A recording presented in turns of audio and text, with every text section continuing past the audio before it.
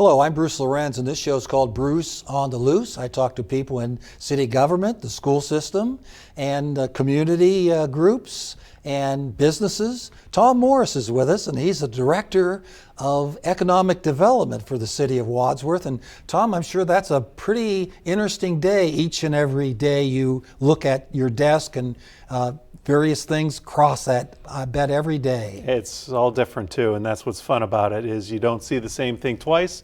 It takes problem solving to address the issue and then get it to where you want it to be. So it's interesting. Why is Wadsworth a unique city? Well, Wadsworth's a unique city for a couple reasons. One, we have our own electric department. Not a lot of communities have that, so the size of our budget is that much more because we have our own electric department. But Wadsworth is interesting, and I've told people this. I grew up in Wadsworth as well, that we never thought of ourselves as part of Medina County, right? We always kind of thought of ourselves as part of Summit County. Long distance when they had long distance. Wasn't long distance to Akron, but it was long distance to Medina. So we were kind of a commuter to Akron area city, but then it stems from initially it was completely self-serving, right? They had the match factory, had all the factories down there on the south end. So it's kind of waffled between those two, so it just has an interesting history and background. What is your job description? Well, that's a great question.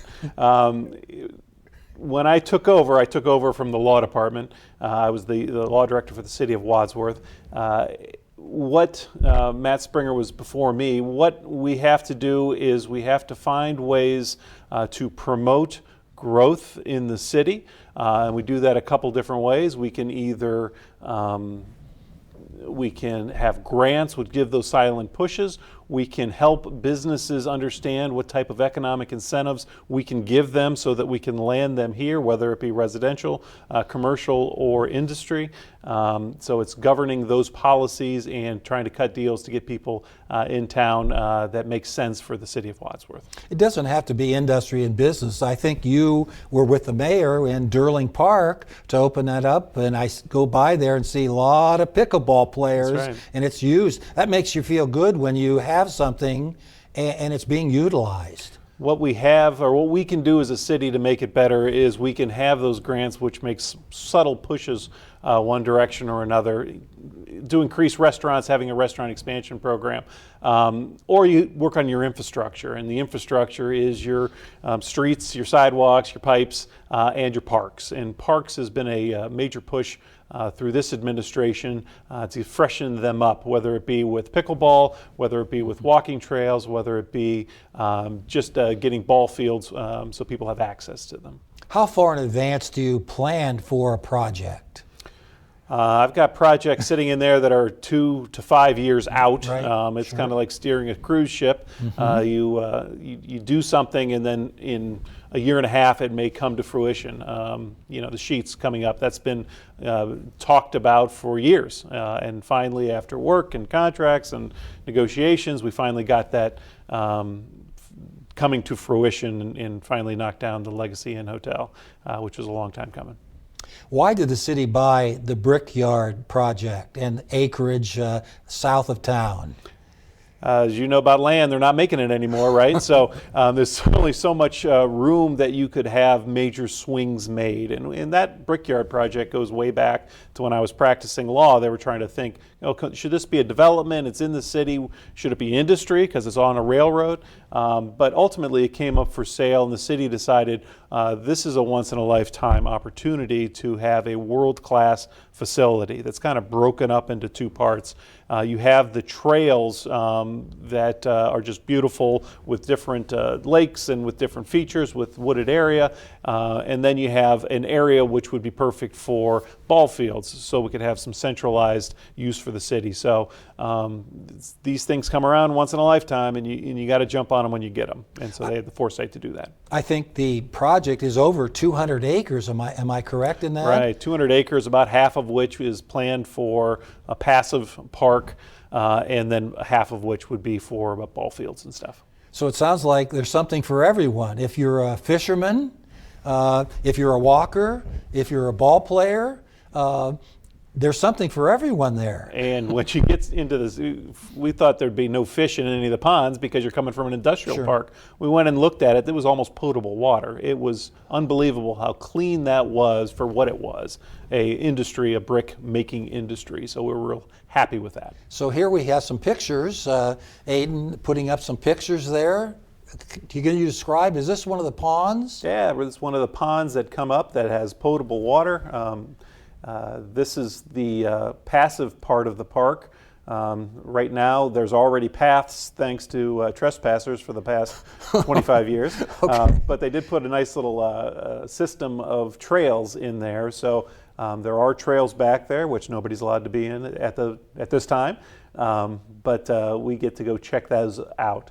So there's nice wooded areas, there's more fields areas, and then there is water features as well. So what will the first phase be of the Brickyard project? First phase always is infrastructure. We got to put in roads to get there, and we got to put in parking lots to park there. And then, so our first phase, hopefully, is going to be that infrastructure. We're going out to design shortly on that so we can see what that looks like. And then, this doesn't happen in a vacuum. There's other parks that are being worked on too, that the plan for those is losing those ball fields in those parking lots. So we have to have replacement ball fields for the city of Wadsworth to use. So the first phase has some ball fields in it, has working on the passive park, getting some trailheads in there, and then have some infrastructure to get in and get out and park. I'm sure that acreage wasn't cheap. How was it financed? We were fortunate enough to save our money along the way, so we were able to purchase that. We did not have to debt finance the purchase price of that property, and we got a pretty good deal on it as well for what we got. So that is the easy part in terms of purchasing it. So we have that. It was under contract when we closed, and we own that now. I'm sure also there are grants available, possibly the county, the state, maybe even the federal government would help Wadsworth out to complete that project. Yeah, state of Ohio has been already very generous in terms of they had a one-time fund that they were looking at, and they forwarded $2.5 million to us to help work on that project. So we're super appreciative of our state reps for doing that for us, for thinking of Wadsworth. So that's a start to get that in. We're also looking at brownfield grants, and what a brownfield grant is industry land, converting it into usable land for the public, bringing it back into service. There's applications for the testing of the park, because we don't want to have a park that's going to have stuff in it that's going to make everybody sick. So we want to make sure it's clean. So we've done the testing process, and all the troubled areas, we're going to have a remediation plan. Hopefully we can have grants that will help cover that. The city of Wadsworth employs a lot more people than our citizens probably would guess. And can you give us a figure about how many approximately workers are with the city of Wadsworth? Yeah, we got them all over the place, and since we have our own electric department, we have that department, which Sure. causes more engineers and what have you. So I don't have the exact number, but we have over 200 employees. My understanding, a lot of them are working in parks and working in streets and working plowing snow and fixing potholes. And then we have police department, which has, I think we have 30 so police officers. We've got fire departments. So we run lean, but we try to give services where they need to be. Yeah, I just noticed in walking my dog in the early morning and afternoon, all the sidewalks that have been put in around Franklin School, many of the streets there, and they go and mark them, and they can put as many as 8 in a row. I kept counting them, and that takes some manpower. Yeah, we have a sidewalk program that we try to take a different section of the town every year, look at them to find the ones that are broken or the ones that have too much of a, have shifted over time that need to be repaired. And so we try to cover each section. So then we mark them. Some that are caused by the trees we pay for, and then we do an assessment for those that are just broken. What have you learned in your short tenure as Economic Development Director?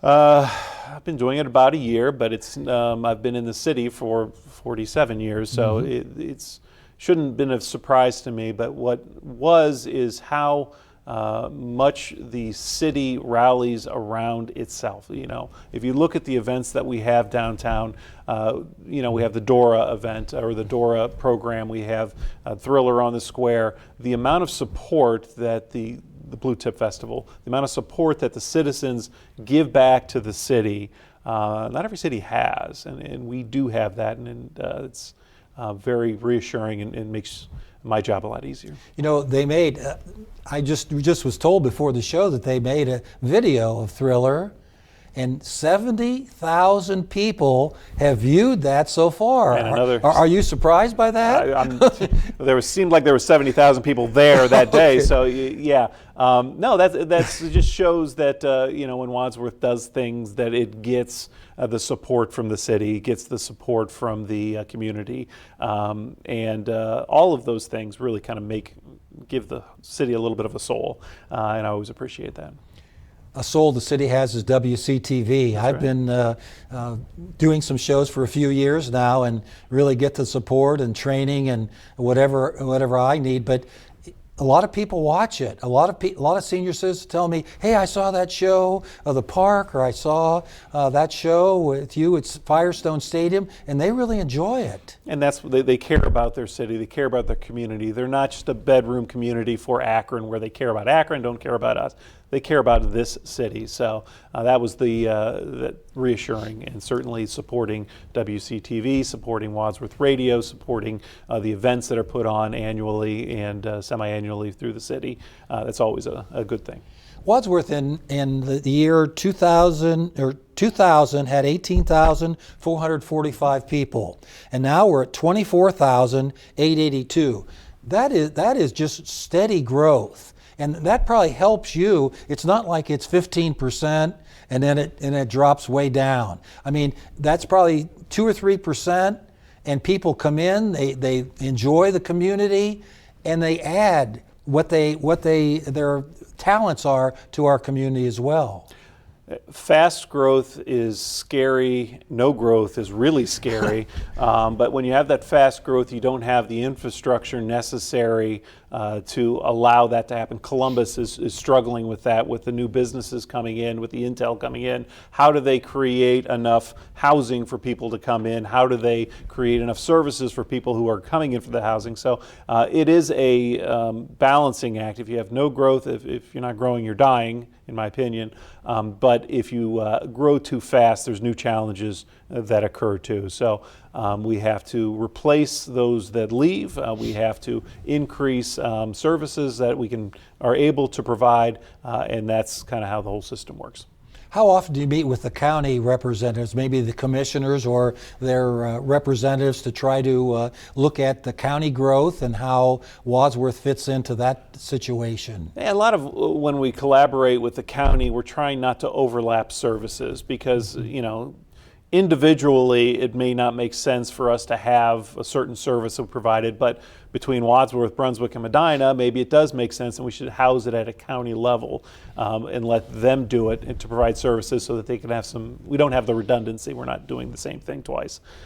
So we have a good relationship with the county. The predecessor before me is moved up to the county, so certainly we talk to him all the time about what the city can do for the county, what the county can do for the city, and how we can work together.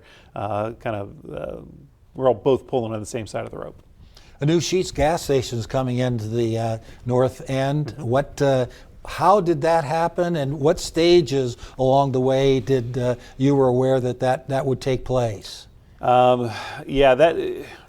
You have no idea how much work went into something as seemingly easy as, hey, just sell the land, I'll knock it down and put a gas station up. There was a prior gas station there, so there's EPA issues that you have to deal with. There is a landowner, there's leases, there's a landowner in the back, so there had to be a property swap. You almost have to be an attorney to get through all that. I tell you what, it helped. Yeah, so I certainly used the skills that I had in the prior life to try to work our way through that. Right.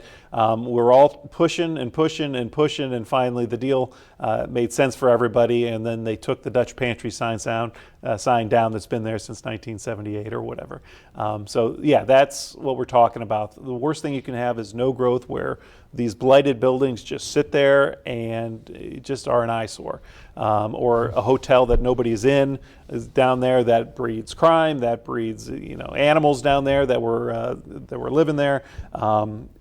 And just an eyesore, particularly on an off-ramp, where that's the first impression that people get of the city of Wadsworth.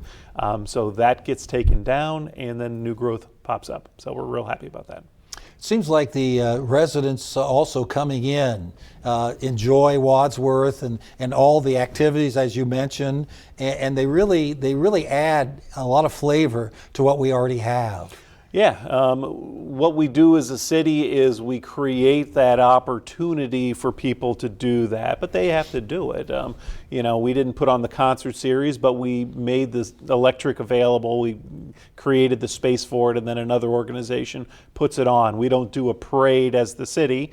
But we let the Blue Tip Committee do a parade, and we make and they give a lot of services, and we certainly couldn't do it. That's my Blue Tip hat. Certainly couldn't do it without the city. So making it available for other people to do the good work, getting out of their way and letting them do it is part of it. So that's what's exciting about the Pocket Park. That Pocket Park it's downtown is going to be a stage that'll permanently be there, that'll allow people use to do concerts, to do events, and help them with that. Well, we talk about that a little bit. Sure. That again wasn't done in a month or two. No. That was a long plan, and it's looking like it's gonna really be a reality coming up. Yeah, they're moving dirt. So right. Yeah, the plans are in. The design is done. So they're at the construction phase, and we're hoping that by the end of this month, and weather permitting, that it will be done. So the wall is built. I haven't been out there in a while, but so yeah, that's the most. The part of the job that's the most rewarding is having a plan, working the plan, fighting over the plan, getting the plan done, and then seeing it built. It's actually getting something done. I'm sure council also has a role in that. They really want, again, Wadsworth to grow, but realistically, so we can manage it. Yeah, council is an integral in this part. When we pass a budget every year, that's their. They can kill any project they choose to, and if they don't think it's going to move the needle for the city of Wadsworth in their best opinion. So it's a collaboration from the start. They need to know what we're looking at so that they know that it's worthy of funding on an annual basis. Seems like Wadsworth is a magnet. We have Scare on the Square. We have the Suprema Senior Center. We have the dog park. I run into people from Seville, Doylestown, Rittman. And they may not have the facilities, but we do, and they come here. They shop. They may come to a game or two, and that's very positive for a city. It really is.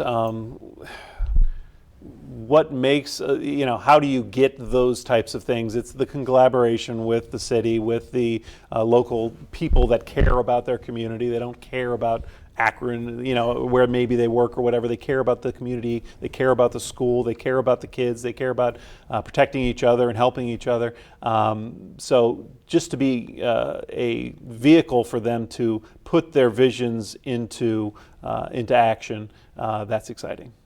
And the school is certainly a part of that. We have a new building being put on adjacent to the high school, and that has to, again, create a lot of enjoyment and excitement for the city as well. Yeah, they got rid of every school I went to, Bruce. They got rid of the school you principaled in. Yeah, yes, so sir.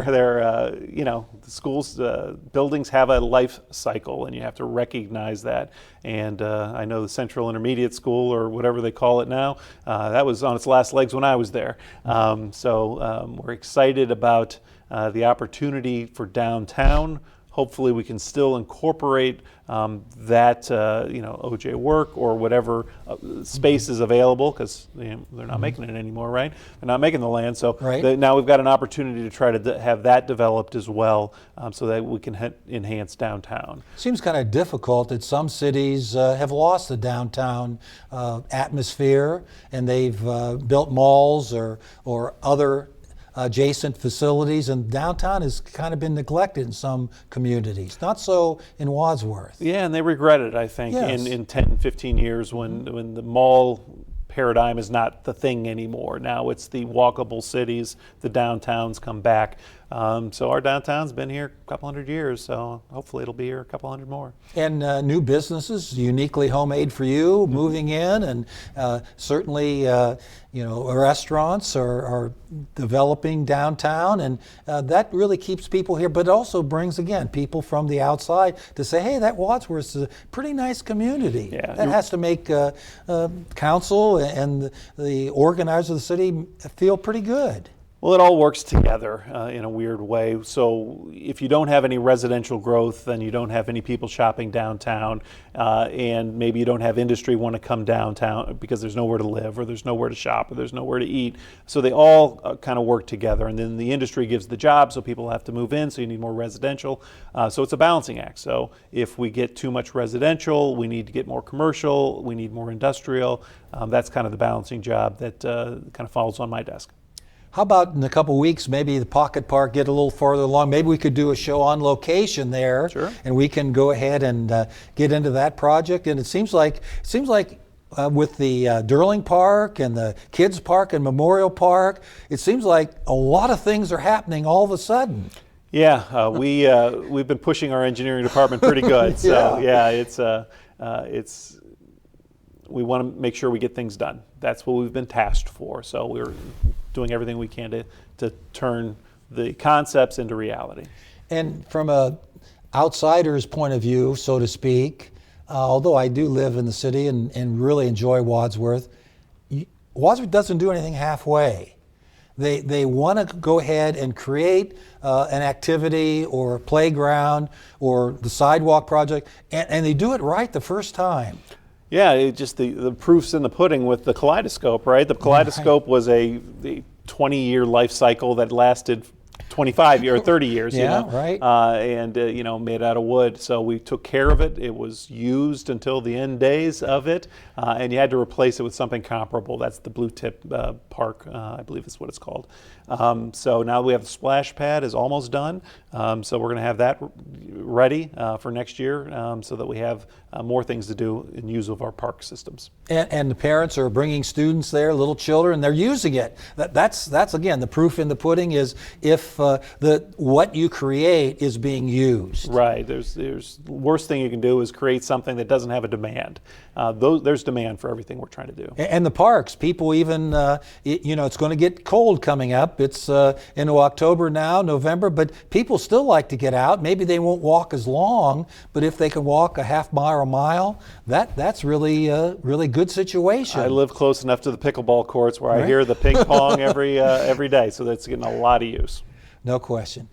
Tom Morse, thank you very much for joining us today. We learned a lot about your job and all the things associated with it and all the activities situated around the city of Wadsworth. Thanks for viewing Bruce on the Loose, and we'll have Tom coming back later, possibly in maybe early November, to talk a little about the Pocket Park. Thanks for viewing.